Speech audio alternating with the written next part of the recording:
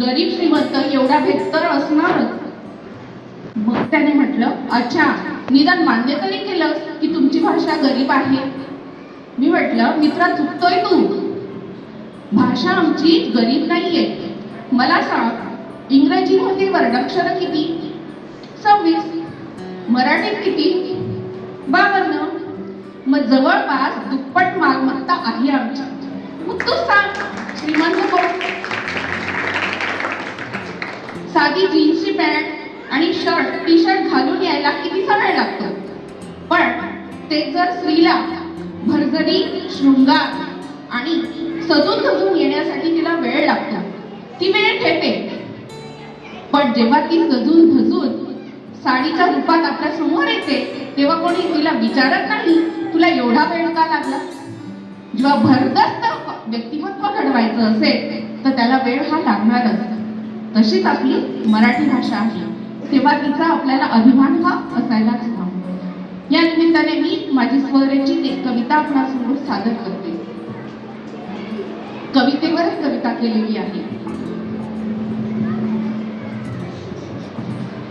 चार चौघांसारखा मलाही प्रश्न पडला होता एकदा. चार चौघांसारखा मलाही प्रश्न पडला होता एकदा पोट्या पाण्याचा.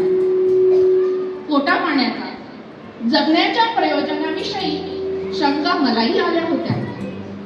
जगण्याच्या प्रयोजनाविषयी शंका मलाही आल्या होत्या. देवाने केलेली माझी निर्मिती याबद्दल मीही होते साशंक. लोक म्हणत, आत्मा, प्राची, श्रुती आणि हा देह लोक म्हणत, आत्मा, प्राची, श्रुती आणि हा देह घडवतात तुला.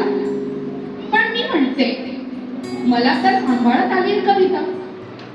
पण मी म्हणते, मला तर सांभाळत आली कविता अगदी लहानपणापासूनच. बोरकरांच्या कवितेच्या मांडीवर बसूनच मी घेतले झोके. बोरकरांच्या कवितेच्या मांडीवर बसूनच मी घेतले झोके. केशवसुतांच्या कवितेचा हात पकडून मी आजही चालत जाते दूरवर. केशवसुतांच्या कवितेचा हात पकडून मी आजही चालत जाते दूरवर. बालकवींनी पुरवले माझे लाड. बालकवींनी पुरवले माझे लाड अन हट्टही. कुसुमाग्रजी जत्रेत मी हरपते भान. कुसुमाग्रजी जत्रेत मी हरपते भान एखाद्या लहान मुलासारखी. ग्रेसांनी माझी बुद्धी प्रगल्भ केली. ग्रेसांनी माझी बुद्धी प्रगल्भ केली आणि शिकवलं वैदेही बनायला. निर्जाने मनाला शहाणे केले. निर्जाने मनाला शहाणे केले. नायगावकरीने मिश्किल जगणे केले. आणि आता तर मुक्त हस्ताने कविता रुजतात फुलतात तंत्रज्ञानाच्या युगातही. श्वासांचे व्यवहार थांबतात जिथे. श्वासांचे व्यवहार थांबतात जिथे भाषेची परिभाषा बदलते जिथे.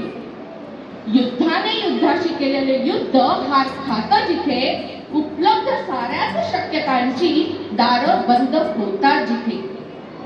नैतिक अनैतिकतेच्या व्याख्या मानात टाकतात जिथे. तिथेच कविता जन्मते अगदी गर्भजलासह. मग कोहम आणि किहमचे प्रश्न पडतच नाहीत मला. मग कोहम आणि किहमचे प्रश्न पडतच नाहीत मला.